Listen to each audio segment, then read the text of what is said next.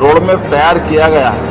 उसी सिलसिले में अपने बजट को 5 साल में 2 गुना करने का संकल्प लेकर हम धीरे धीरे आगे बढ़ रहे हैं। मुझे इस बात की प्रसन्नता है, इस दस्तावेज में केवल आंकड़े नहीं है, ये ठोस निर्धारित लक्ष्य है जिसके आधार पर व्यवस्थित प्लानिंग की गई है।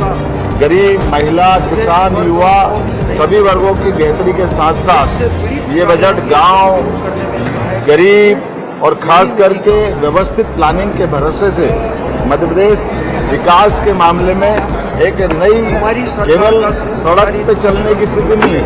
हवाई 2025-26 के बजट में 24-25 के बजट की तुलना में जो राजस्व में वृद्धि हुई है वो 60% हुई है और 2025-26 की तुलना में 2024-25 की अनुमान से पूंजीगत व्यय में ये खास बात गौर करने लायक है। इसमें 31% वृद्धि का अनुमान रखा है। हमारी निवेश की 31% का जो कल्पना की है वाकई ये अद्भुत है। ये मान के चलो कि ये राज्य के आर्थिक दृष्टि से रीढ़ की हड्डी के रूप में काम करेगा। मैं मान के चलता हूं कि 2025-26 में जो विभिन्न प्रकार के व्यय के बारे में जो प्रावधान किया है, ये 17% अधोसंरचना के लिए, इंफ्रास्ट्रक्चर के लिए हमने 17% की जो इसमें प्रावधान किए हैं, ये पिछली बार के 2024-25 की तुलना में 31% ज्यादा है। 31% ज्यादा रखने का मतलब है कि हम सभी प्रकार की व्यवस्थाओं में मूलभूत इंफ्रास्ट्रक्चर पर विशेष ध्यान दे रहे हैं। महिला सशक्तिकरण के लिए भी ये बजट एक बहुत अलग प्रकार का है। ये हमारा खास करके 6 वर्षों में जेंडर बजट का आकार 2 गुना हुआ, ये उल्लेखनीय है।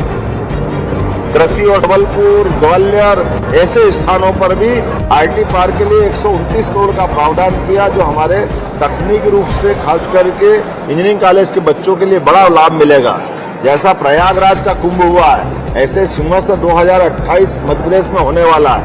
ऐसे में हमारे द्वारा सिंहस्थ की सारी व्यवस्थाओं के लिए आने जाने के मार्ग, साधु संतों के रुकने की व्यवस्था, घाट की व्यवस्था, पुलिस से लगा करके सारे प्रबंधन स्थायी प्रकृति के, इसमें बड़े पैमाने पे हमने धनराशि पिछले वर्ष से लगातार चालू की है, जिसमें इंदौर उज्जैन 6 लेन, उज्जैन जावरा 4 लेन, सभी मार्ग उज्जैन से आने जाने के 4 लेन और स्थायी प्रकार की प्रवृत्ति के लिए 2000 करोड़ का प्रावधान इसमें किया है।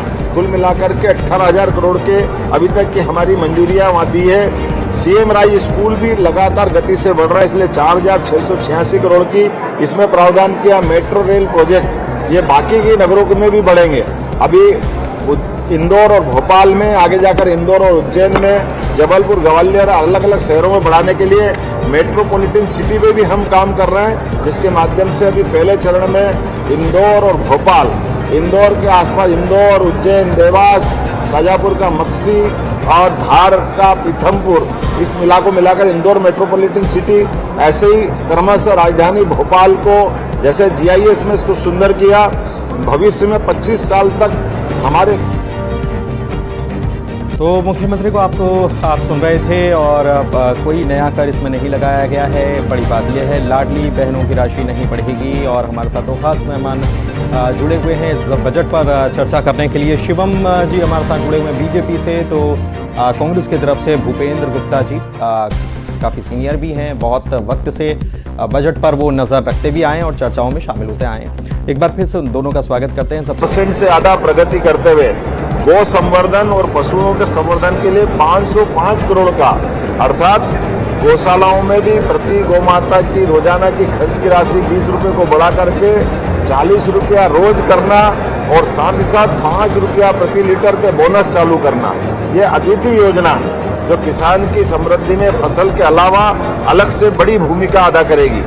अटल गृह ज्योति योजना के माध्यम से गरीब कल्याण का हमने जो मिशन हाथ में लिया, इसमें 7,132 करोड़ का प्रावधान हमने किया है और खास करके 5 हार्स पावर के कृषि पंपों, प्रेशर, एक बत्ती कनेक्शन, निःशुल्क विद्युत प्रवाह इत्यादि योजनाओं के लिए 5,299 करोड़ की धनराशि का प्रावधान किया है। संबल योजना में प्रधानमंत्री कृषक सूर्य योजना के माध्यम से लगभग 446 करोड़ की धनराशि इसमें रखी गई है। मुख्यमंत्री किसान कल्याण योजना के अंतर्गत 5,220 करोड़ की धनराशि प्रधानमंत्री फसल बीमा योजना के माध्यम से 2001 करोड़ की राशि, ये खासकर मुख्यमंत्री फसल उपार्जन योजना के माध्यम से 1,000 करोड़ का प्रावधान हमने इसमें किया है और समर्थन मूल्य पर किसानों की फसल पर बोनस का भुगतान के लिए भी 1,000 करोड़ का प्रावधान हमने रखा है। मुझे इस बात की प्रसन्नता है, कृषक उन्नति योजना के माध्यम से 850 करोड़ का प्रावधान और पहली बार लगभग ये हमारा 200